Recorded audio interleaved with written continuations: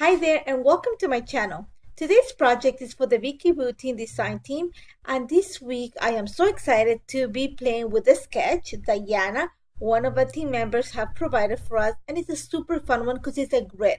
And a grid is a great way to add lots of paper. You really have a formation, so I'm gonna have fun with it, and for a change I'm gonna stay very true to the sketch.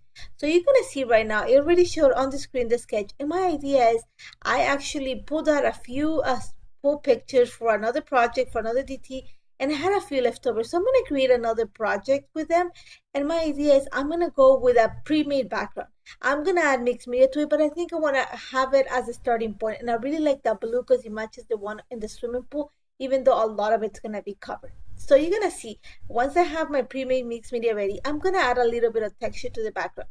And for that, I'm going to use gesso and one of the Color Kaleidoscope collection stencils. And all I'm going to do is start adding the gesso just to pretty much the corners of where my grid is going to be sitting. And I'm using my little palette knife just to kind of pull the gesso through the stencil.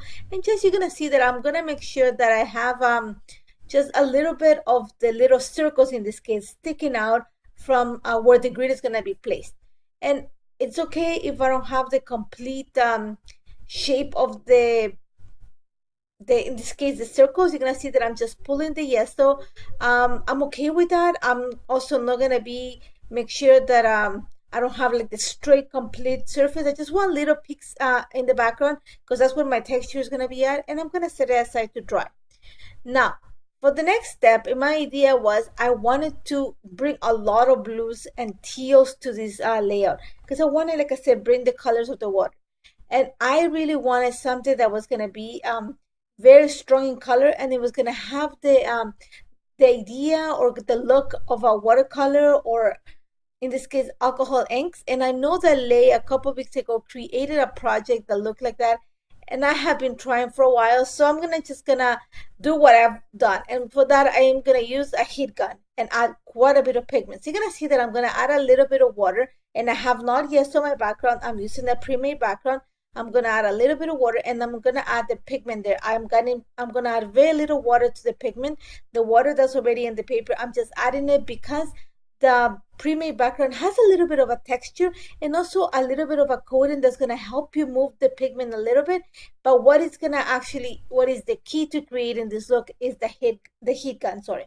So you're going to see that I add my pigment, and right away I'm going to start kind of moving the drop of water or the pigment that stay on top with the heat gun, and on the way it's going to dry, and it's going to create that little line or the little outline of the watercolor in this case, and it's going to give you that really accent or vibrant look. So you're going to see that it's going to take no time to build. And my idea is I'm going to create pretty much the frame around where I'm going to add all my layers. You're going to see that I screwed up a little bit, and it's not that I screwed up, but I just had this idea that I'm going to stretch it a little bit longer than what the grid is at. And when I did it, I was like, I think I shouldn't have, because that meant I would just have to create more mixed media.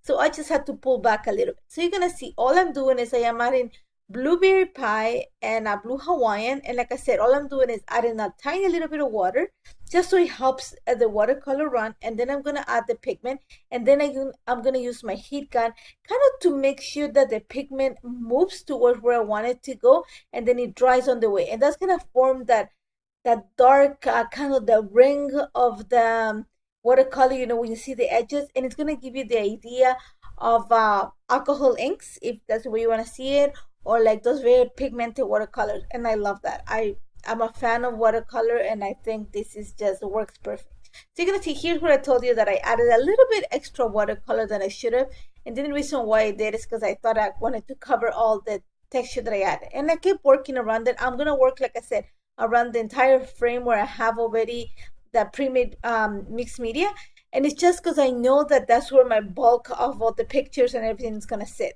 So again, all I'm doing is adding a little bit of water, adding the pigment. You're going to see that I even bring a little bit of the marker straight from I'm not going to even add the pigment, just going to add the marker onto the layer, and just going to stretch it with one of the brushes, and then hit it with the heat gun just to make sure it dries and the droplet kind of go the way that I want them to go. And that's pretty much it. And all I'm gonna do is just gonna go around the entire edge of the where the watercolors are already, the pre-made mixed media, just to create my frame. I am gonna add splatters along the way because that's just the look that I love. And then what you see once in a while is that I bring a paper towel, and just because I want to blot the extra water that's still on the surface, I don't want it to soak through the paper.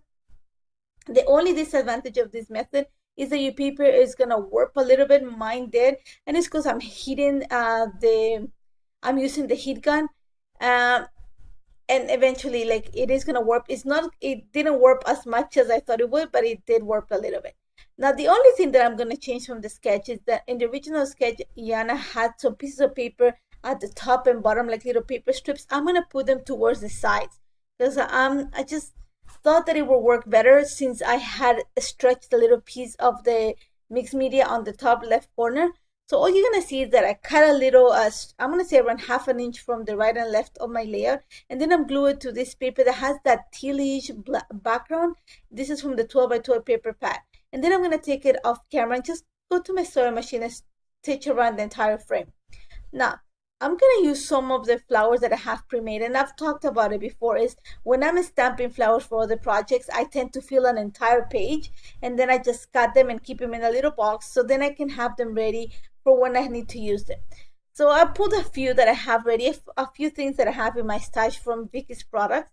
And what I'm gonna do right now is I'm gonna start working on creating the layers. And the first thing I wanted to use that blue background because I wanna use a lot of that blue from the pool, but then I'm gonna bring a little bit of rainbow. I'm not gonna put it at the front, I'm actually gonna hide it behind, but that's gonna help me bring some extra colors to the layout without just keeping it monochromatic. So you're gonna see that I'm playing with the layers. It took me a while because I was like, I'm gonna mess them out, and I tend to like really straight layers, so it is a little bit hard for me to move them around. So I took them off camera a little bit and played around with some of the layers, and I knew that I wanted to keep the rainbow at the background, and I knew that I wanted to keep the blue kind of at the mat of the pictures. So you're gonna see that at the pictures are gonna get that look, but where I am gonna change it a little bit is where I'm gonna say I'm gonna add the embellishments and my title.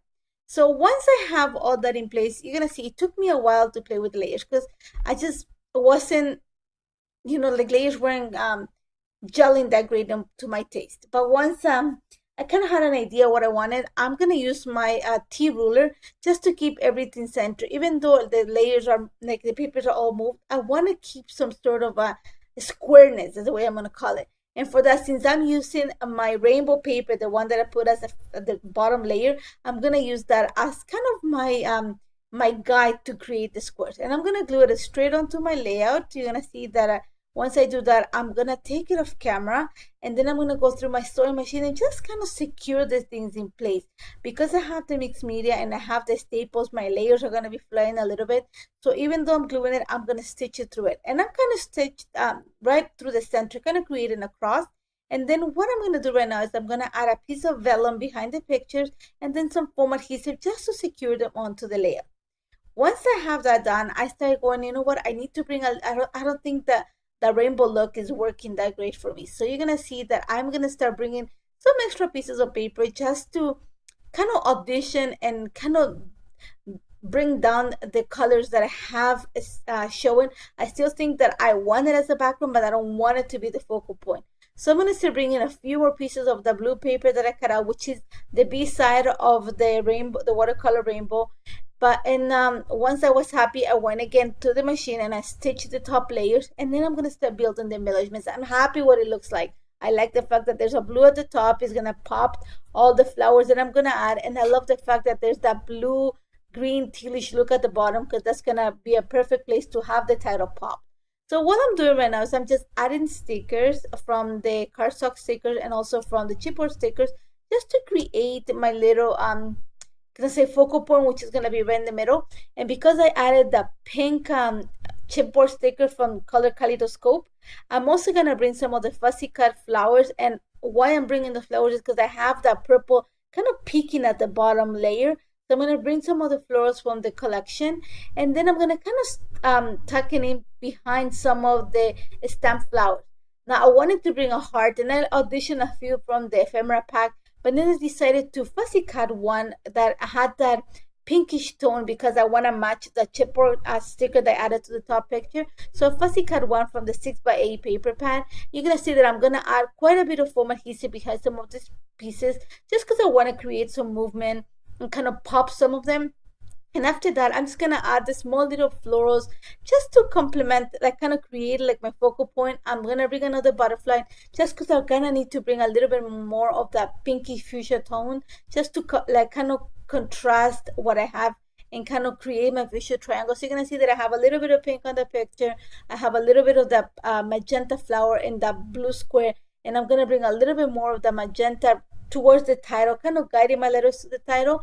And here's when I'm gonna use some of the chipboard stickers from Field Notes collection, just because I love that white that says "Hey Hey Sunshine." And these are pictures of my daughter at the swimming pool. She's not one to smile, but she does like going to the swimming pool with my niece. So whenever they go and she smiles, that's a plus. So I take a few many pictures as I can. So I'm gonna use I used a few of them for this layout.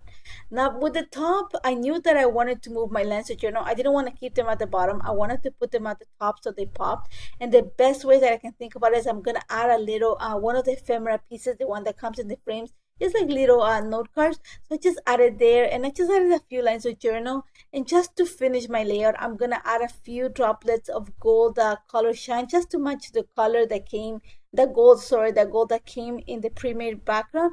And that's pretty much it. I'm gonna tell you that this was actually super simple to put together because I'm following the sketch, which is something I really don't do. I tend to move it around a lot, but it was super easy to put together. I love the color combination. I love the background. It's so vibrant. I love the big cluster in the middle and kind of stretch it a little bit just to create a bringing out focus to all the little pieces of the grid. And I hope you try it. Try out the sketch. You can find it in the Vicki Boutin Mixed Media community. And if you have any questions, don't hesitate to contact me. Thank you so much for joining me today. Take care.